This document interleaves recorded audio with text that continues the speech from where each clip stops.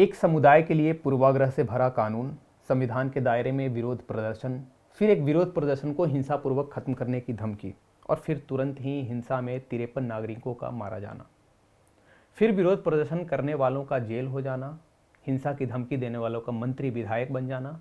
ये है आज की राजनीति, पुलिस प्रशासन और हमारे न्यायपालिका के कार्यशैली की समीक्षा। नमस्कार, मेरा नाम विपुल कुमार है। द वायर की इस वीडियो में आपका स्वागत है।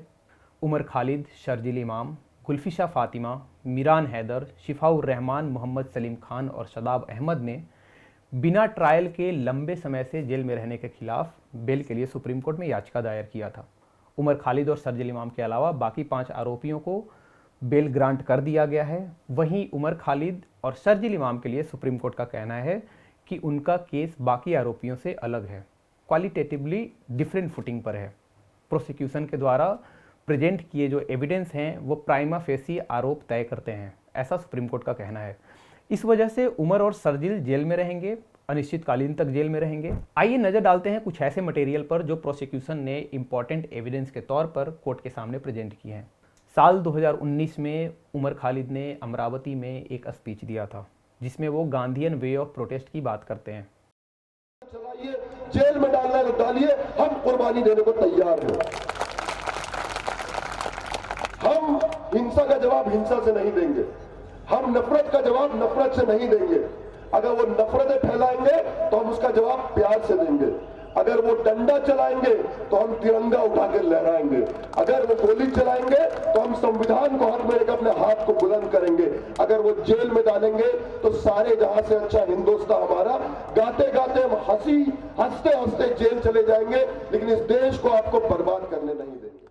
विडंबना यह है कि प्रोसिक्यूशन को इस स्पीच में हिंसा के लिए छुपा हुआ उकसावा नजर आता है। शर्जील इमाम के खिलाफ जो एविडेंस हैं उनमें से एक उनका शाहीन बाग प्रोटेस्ट में दिया गया स्पीच भी है। शर्जील उस स्पीच में चक्का जाम की बात करते हैं। चक्का जाम भारत में शांतिपूर्ण विरोध प्रदर्शन करने के एक पॉपुलर तरीके में से, एक्सेप्टेबल तरीकों में से आता है।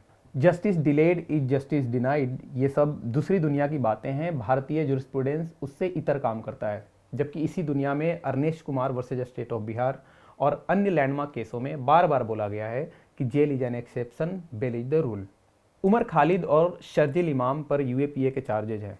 उनकी बेल याचिका को खारिज करते हुए सुप्रीम कोर्ट ने बोला कि यूएपीए के केस में बेल को लेकर शर्तें कड़ी होनी चाहिए और बिना ट्रायल के लंबा जेल होना किसी आरोपी को बेल देने का ट्रम्प कार्ड नहीं हो सकता है।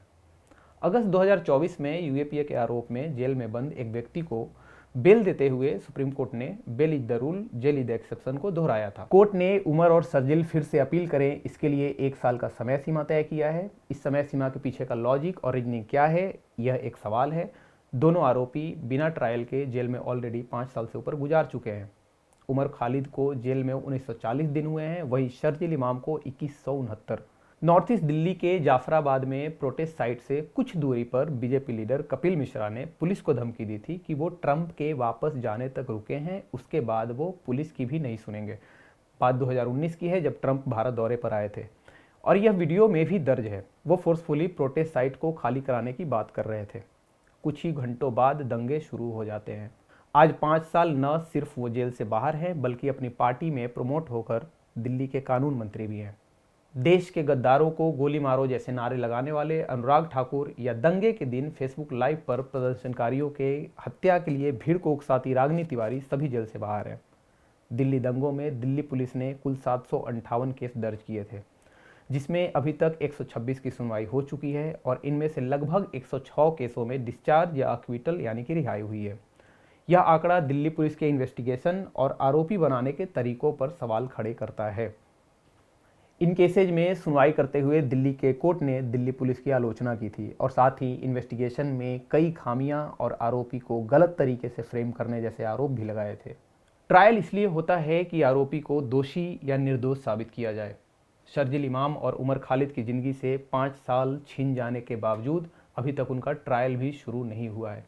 उनका बेल रिजेक्ट हो जाना कानूनी प्रक्रिया तो है, लेकिन सवाल ये है कि क्या उसमें न्याय भी है।